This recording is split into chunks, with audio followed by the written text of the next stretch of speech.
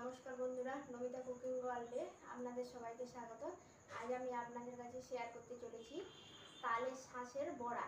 এই দেখুন, তাল যে খাওয়া হয়েছে তার আঁঠিটাকে কিন্তু ফেলিনি, আঁঠিটাকে গুছিয়ে রেখেছিলাম। এই দেখুন কত সুন্দর লম্বা লম্বা পং বেরিয়ে গেছে। এই দেখুন আঁঠিটাকে নিয়ে চলে এসেছি। এটাকে কেটে তার ভিতরে যে শাঁসটা বেরোয় সেটাকে দিয়ে আজকে বড়া বানিয়ে রেসিপিটা দেখাবো। কত লম্বা লম্বা পং বেরিয়ে গেছে দেখুন। এটাকে কেটে নেবো।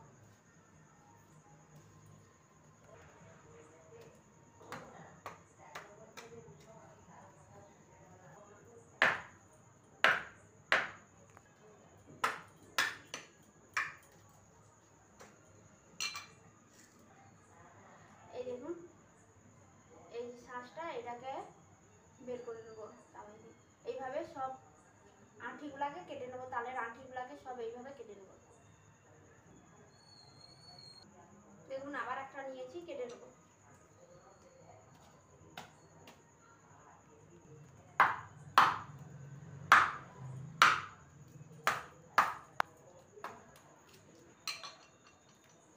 এই দেখুন কত সুন্দর হয়েছে দেখুন, আর এটা খেতে মিষ্টিও লাগে।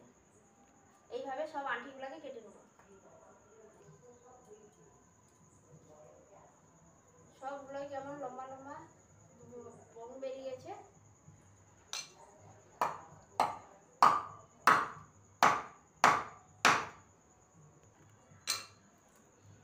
এই দেখুন এইভাবে সব আঁঠিগুলোকে কেটে নেবো।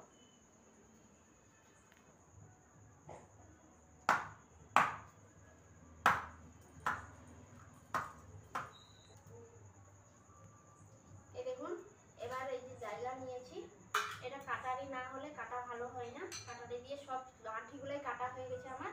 এবার বের করে নেবো। এই যে চামচ নিয়েছি, চামচ দিয়ে আস্তে করে বের করে নেবো। এই দেখুন কত সুন্দর দেখুন বেরিয়ে গেল। এইভাবে সবগুলো বের করে নেবো।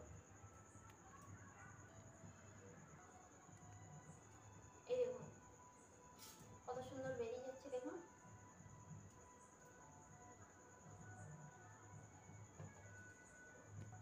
এইগুলোকে সব বের করিয়ে ধুয়ে নিতে হবে।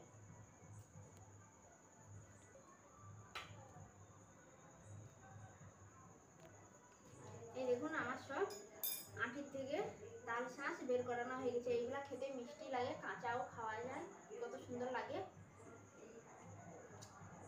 অনেক মিষ্টি তাল শাঁসটা। আজকে এটাকে বড়া বানিয়ে দেখাবো। এটাকে এবার জলে ধুয়ে নেবো।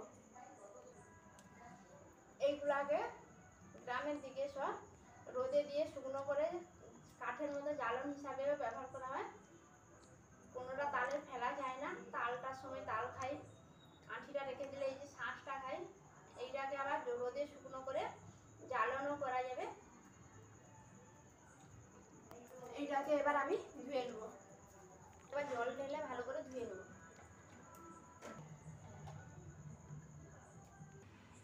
এটাকে ভালো করে ধোয়া হয়ে গেছে। এবার হালকা করে এটাকে বেটে নেব মিক্সিতে। এটাকে হালকা করে বেটে নেব।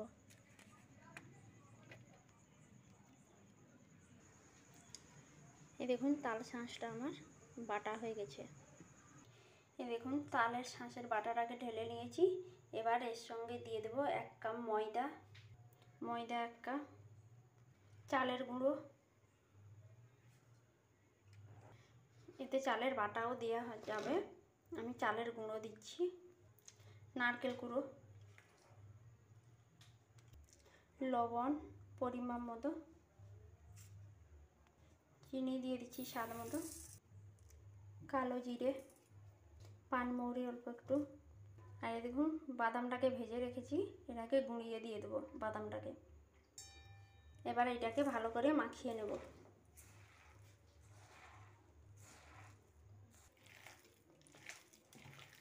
দেখুন আমার বাটারটা মাখানো হয়ে গেছে, আর জল দিতে লাগে না, চিনিটা গলে যেতে মাখানো হয়ে গেছে, আর জল লাগবে না।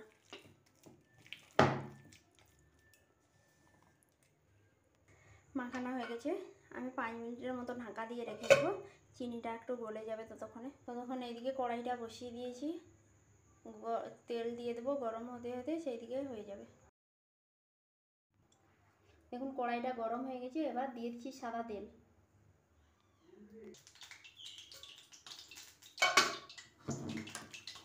আর একবার ফাটিয়ে নেবো এটাকে।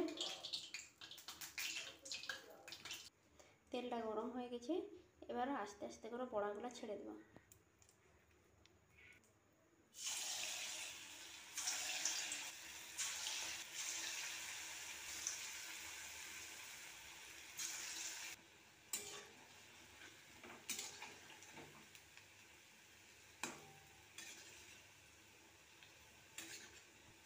দেখুন কত সুন্দর বড়াগুলো ফুলে গেছে, লাল লাল হয়ে গেছে, এবার তুলে নেব।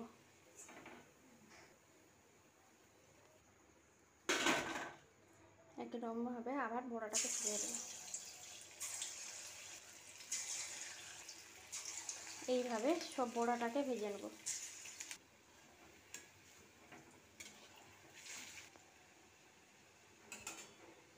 এইভাবে আস্তে আস্তে করে সব বড়াগুলোকে ভেজে নেব।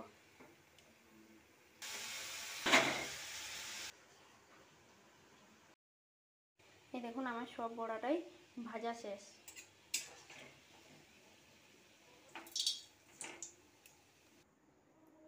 দেখুন সবগুলাই ভাজা শেষ হয়ে গেছে।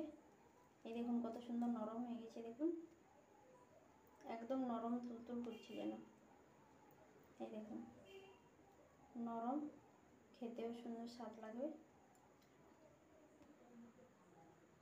তো আমার যদি এই তালের শাঁস দিয়ে বড়াটার রেসিপিটা ভালো লেগে থাকে অবশ্যই পাশে থাকবেন, লাইক কমেন্ট সাবস্ক্রাইব করতে ভুলবেন না। আপনারাও বাড়িতে এইভাবে বানিয়ে দেখুন, খেতে ভালো লাগবে, খুব সুন্দর লাগবে। আমার এই ইউটিউব চ্যানেল নমিতা কুকিং ওয়ার্ল্ডে আপনারা নিত্য নতুন রেসিপি দেখতে থাকুন আর সঙ্গে থাকুন। নমস্কার।